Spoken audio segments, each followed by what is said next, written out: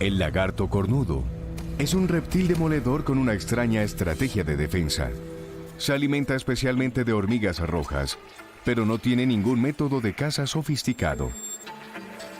Las hormigas tratan de defenderse, pero sus mandíbulas son de poca utilidad contra las escamas del lagarto.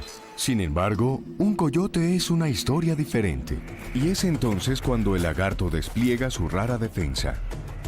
Dispara su propia versión del aerosol de pimienta.